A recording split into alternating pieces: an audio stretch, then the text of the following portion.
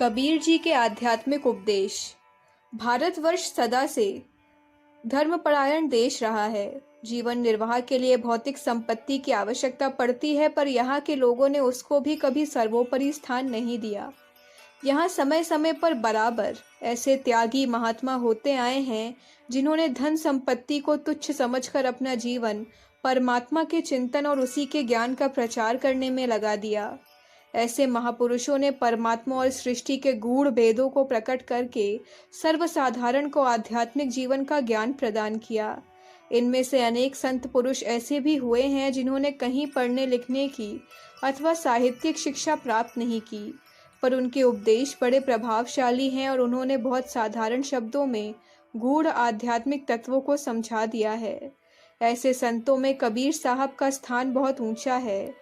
शिक्षा की दृष्टि से यद्यपि वे सर्वथा निरक्षर थे और उन्होंने स्वयं कहा है कि मसी कागज छियो नहीं, कलम गहो नहीं हाथ, अर्थात मैंने कभी स्याही और कागज को छुआ नहीं और न कभी हाथ से कलम को पकड़ा, पर उनकी वाणी ऐसी सार गर्भित है कि लगभग 500 वर्ष बीत जाने पर भी आज तक निरक्षर और साक्षर सब उनको पढ़कर शिक्षा और आनंद प्राप्त करते हैं। उनके बहुत से पद ऐसे हैं जो असंभव जान पड़ने वाली उक्तियों से भरे हैं और जिनकी बातें बिल्कुल उल्टी जान पड़ती हैं, पर जब उन पर बारीकी से विचार किया जाता है तो उनका अर्थ बहुत उपदेशप्रद जान पड़ता है। नीचे हम उनकी रचना के कुछ ऐसे नमूने देते हैं। धरती बरसे बादल भीजे, भीट भया पैराओ, हंस उड़ाने ताल सुखाने, चहले बीधा पाओ। इस पद में कबीर साहब कहते हैं कि यह कैसे आश्चर्य की बात है कि धरती से वर्षा हुई और बादल भीग गया, और जो भीट और ऊंचा टीला था वह गहरा होकर पानी की झील बन गया। हंसों के उड़ जाने से ताल सूख गया, पर पैर कीचड़ में ही फंसे रह गए। इसका वास्तविक तात्पर्य यह है कि मनुष्य की बुद्धि है वही धरती, क्योंकि सब प्रकार के मतों और सिद्धांतों का आधार वही है। उससे जो वाणी रूप पानी बरसता है, अर्थात तरह तरह के धर्म संबंधी सिद्धांत प्रकट होते हैं, उससे बादल रूप जीव भीग रहा है, अर्थात जीव उन सिद्धांतों को ग्रहण कर लेता है। चारों वेद ही ज्ञान के सबसे ऊंचे टीले माने जाते हैं, पर उनकी थाह किसी ने नहीं पाई, इसलिए अथाह तालाब या झील की तरह बन गए। साधारण रूप में तो ताल के सूखने पर हंस उड़कर चले, पर यहाँ शरीर रूपी तालाब से जब जीव रूपी हंस उड़कर चले जाते हैं और यह शरीर सूख जाता है, अर्थात नष्ट हो जाता है, पर जब चौमासे में जल बरसता है तो फिर जैसे का तैसा हो जाता है। इस प्रकार यह जीव जब दूसरे शरीर में जाता है तो फिर पहले के समान ही वासना रूपी कीचड़ में फंसा रह जाता है। अब एक और शब्द सुनिए। हाथ नवा के पाँव नवा के, रूप नवा के रेखा, बिना हाट हटवाले लावे, करे बयाई लेखा। अर्थात उसके न हाथ है न पाँव है न उसकी कोई रूप रेखा है, तो भी वह बिना हाट बाजार के ही लेन देन करता है और बया तोलने वाले की तरह एक की जिन्स दूसरे को देता है। इसका तात्पर्य है कि जो समष्टि रूप चैतन्य ब्रह्म है, उसके न हाथ हैं न पैर हैं और न उसका कोई स्वरूप या आकार है। इस हाट रूपी जगत से उसका कोई संबंध नहीं है, अर्थात वह देश काल और निमित्त से परे है, तो भी वह जीव रूप में माया के वश होकर हटवाई लेन देन करने लगता है, अर्थात जगत के प्रपंच में फंस जाता है और कर्मों के फल को पाने लगता है। प्रथमे नगर पहुँचते, पटिगो शोक संताए, एक अचंबो हो देखो, बेटी ब्याहे बाप। साधक जब गुरु के समीप गया तो उन्होंने ईश्वर की उपासना का मार्ग बताया, जिससे जीव और ब्रह्म की अभेदता का ज्ञान हृदय में उदय हो। इससे पहले देवता की उपासना का मार्ग छूट गया, अर्थात उससे संबंध विच्छेद होने से प्रथम ही शोक संताप का अनुभव होने लगा।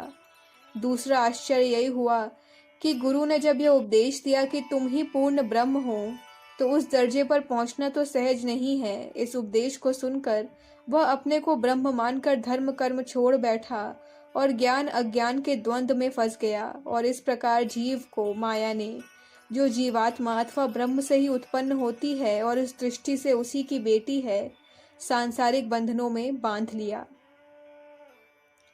वर नहीं बरय ब्याह नहीं करई, पुत्र जन्म हो निहारी, काटे मूड़े यक नहीं छाड़े, अवहु आदि कुमारी। वर अर्थात श्रेष्ठ जन वे हैं जो ईश्वर के भक्त हैं।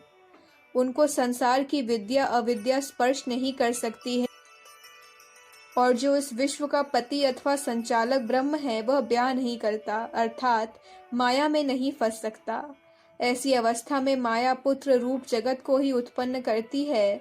वह इस जगत में काटे चोटी रखने वाले हिंदू और मूड़े सर मुड़ाने वाले मुसलमान किसी को नहीं छोड़ती, अर्थात सबको अपने वश में करके रखती है।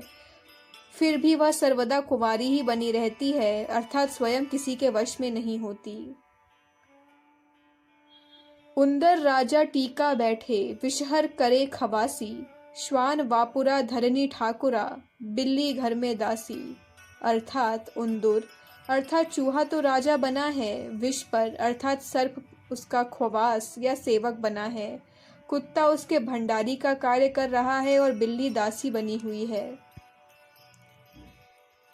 इसका तात्पर्य यह है कि उंदुर रूपी जीव ने शरीर को अपना मान लिया है और इस प्रकार वह उसका राजा बन गया।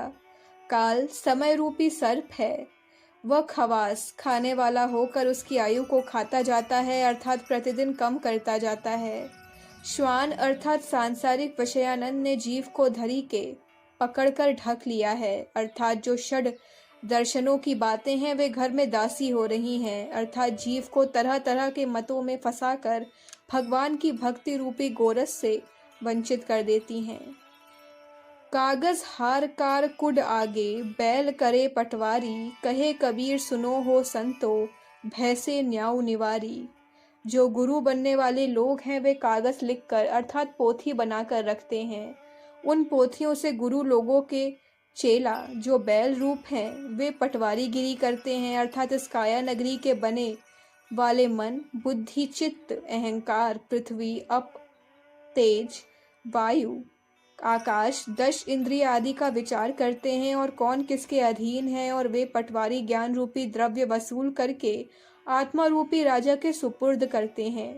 पर इस तरह के ऊपरी ज्ञान से किसी का उद्धार नहीं हो सकता, क्योंकि जो गुरु लोग हैं वे स्वयं भैंसा की तरह सांसारिक मोह के कीचड़ में पड़े हैं और अपने चेलों को भी यह उपदेश करके कि तुम ब्रह्म हो कीचड़ में फंसाते हैं। कबीर साहब कहते हैं कि जैसे भैंसा यम की सवारी है वैसे ही ये भैंसा भी तुमको यमपुर ही ले जाएगा।